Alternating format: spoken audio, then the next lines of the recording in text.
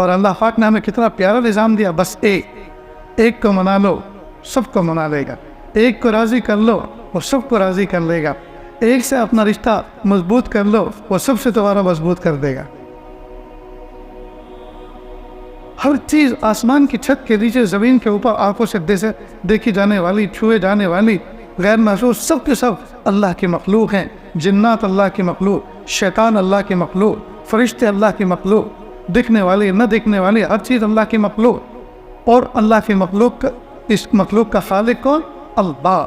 اور جو ان کا خالق ہے اسی کی حکومت ان پر چلتی ہے، جس نے ان کو پیدا کیا انہیں کی، وہ اسی کا حکم ان پہ چلتا ہے۔ سورج کتنا بڑا زبردست آگ کا گولا ہونے کے باوجود اس پر اللہ کا حکم چلتا ہے، وہ اللہ کے حکم کے بغیر ایک سیکنڈ بھی نہ غروب ہو سکتا ہے نہ ظاہر ہو سکتا ہے، وہ وقت پر ظاہر ہوتا ہے اور وقت پر غروب ہوتا ہے۔ اور یہ چمکتا دمکتا سورج، لوگ اس کو اپنا معبود نہ سمجھ بیٹھے، لوگ اس کے سامنے جھکتے نہ ہو جائیں، باوجود اس کے جھک رہے ہیں، پھر بھی لوگ مجبور کر رہے ہیں کہ اس کو نمسکار کرتے رہو، جس کو کرنا ہو، ہم تو نہیں کریں گے، اس کو چاہیے ہمیں کرے۔ تو اللہ کی مخلوق ہے، ہمارا خادم ہے۔ بھائی میری اگر کوٹھی ہو، میری کمپنی ہو، میری فیکٹری ہو، میرے دربان ہو، میرا واچ مین ہو، ان کو چاہیے کہ وہ جو ہے مجھے سلام کرے، ان کو چاہیے کہ وہ میرے ہاتھ پیر دبائے، اس کو چاہیے میری خوشامد کرے، میں ان کے جوتے سیدھے کروں، میں ان کے سر پہ تیل کی مالش کروں، میں ان کو پانی پلاؤں، تو الٹا معاملہ ہو جائے گا۔ اگر میرے گھر میں کوئی سویپر ہے، جھاڑو دینے والا بنگی ہے، وہ آ کر ٹوائلٹ باتھ روم کی صفائی کر رہا ہے، تو میں اس کے حسن کو، خوبصورتی کو دیکھ کر، اتفاق سے اگر وہ خوبصورت ہو، اس کو دیکھ کے اس کا دیوانہ، اس کا عاشق ہو جاؤں، یہ تو میری پرلے درجے کی بیوقوفی ہے۔ اس کو چاہیے کہ مجھ سے محبت کرے، مجھ سے محبت کی بات کرے، لیکن یہ میری شان نہیں ہے کہ میں اس سے الٹا محبت کروں۔ لیکن تو میرا خادم ہے۔ یہ ساری کی ساری مخلوق جو ہے وہ ہمارے خادم ہیں، چاہے اس آسمان کے جگمگاتے ستارے ہو، یا چاند ہو، یا سورج ہو، یا دریا ہو، یا پہاڑ ہو، یا کوئی بھی چیز ہو، وہ سب کے سب اللہ کی مخلوق ہے۔ اور میرے لیے اللہ نے ان کو پیدا کیا تاکہ وہ میری کھیتیوں کو باغ و بہار رکھے، ان کو چمکائے، ان کو پکائے، ہر چیز میری خدمت کے لیے ہے۔ تو جو میرے خادم ہیں وہ میرے آقا کبھی نہیں ہو سکتے، وہ میرے مالک کبھی نہیں ہو سکتے۔ وہ میرے خادم ہیں، اور میرا مالک تو صرف ایک ہے، ہم سب کا مالک ایک ہے، وہ ہے اللہ۔ اس نے جو کہا وہ کریں گے، اس نے جس سے منع کیا اس سے رکیں گے، اس نے جس سے منع کیا اس سے رکیں گے۔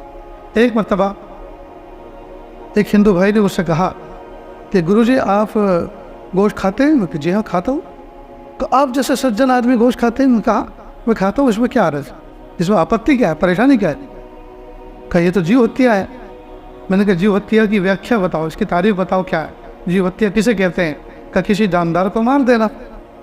مگر جاندار کو مار دینا یہ جیو ہتیا ہے؟ جی۔ میں نے کہا ہم بکرے کو مارتے ہیں، مرغے کو مارتے ہیں، اور بھی جانور ہیں ان کو مارتے ہیں، تو جیو ہتیا ہوئی کہ جی۔ میں نے کہا آپ جو مارتے ہیں کہ نہیں، سر میں جو ہو جاتی ہے کہ مارتے؟ میں کہا مچھر کاٹتے ہیں تو مارتے ہیں کہ نہیں مارتے؟ جی۔ کھٹمل پسوں کو مارتے ہو؟ کیونکہ ان کو ہم مارتے، ان کو تم مارتے، تو پوتر کون ہوا؟ پاپی تو دونوں ہوئے۔ میں وہ حیران۔ میں نے کہا کینسر کی جو جراثیم ہوتے یہ بھی تو جیو ہے نا اس کے اندر، تو ان کو بڑھنے دو، پلنے دو۔ ان کو مارنے کے لیے تو لندن امریکہ تک جاتے ہیں آپریشن کروانے کے لیے، دوائی لیتے ہیں۔ کھیتی باڑی کے اندر جو جیو جنتو ہو جاتے ہیں، ہماری کھیتی باڑی کو خراب کرتے ہیں، اسپرے کیوں کرتے ہو، کیوں مارتے ہو؟ یہ جیو ہتیا کرتے ہو۔ اور یہ جو کرونا، اس زمانے میں کرونا تھے تو بہت پہلے کی بات ہے، کرونا ہوتا تو میں کہتا ہے اس کرونا کو پالو، ڈبوں بند کر کے رکھو، سنبھال کے رکھو، یہ بھی تو جیو ہے۔ لیکن نہیں، اس کے لیے تو اسپیشل میڈیسن بنائیں جی، اور اس کو لازم قرار دیا، اس کے کارڈ بنائیں، ویکسین لینا فرض قرار دے دیا، گویا اس کو مارنا، اس کے مارنے میں، اس کی ہتیا میں سارے کے سارے دیش کو حصہ لینا پڑے گا۔ تو سب سے پہلے پی ایم لے گا، سی ایم لے گا۔ واہ واہ واہ واہ، کیا بات ہے۔ ہم اپنے مالک کے حکم کو پورا کریں تو ہتھیار ہے، ہم جیو ہتیا کرنے والے، اور خود تم کسی کو بھی مارو جی، اور جب جوش آئے تو حضرت انسان کو مار دو، موبلنگ کر دو۔ یہ کتنی بری بات ہے، انسان اشرف المخلوق ہے کائنات میں۔ میرے بھائی، نہ مجھے حق ہے کسی مذہب کی برائی کرنے کا، بس میں تو یہ بتا رہا ہوں کہ اسلام نے کیا سوچ دی ہے، کہ ایک اللہ کو مانو، ایک اللہ کی عبادت کرو، اس کے احکام کو فالو کرو، دنیا میں بھی کامیاب ہو جاؤ اور مرنے کے بعد بھی کامیاب ہو جاؤ۔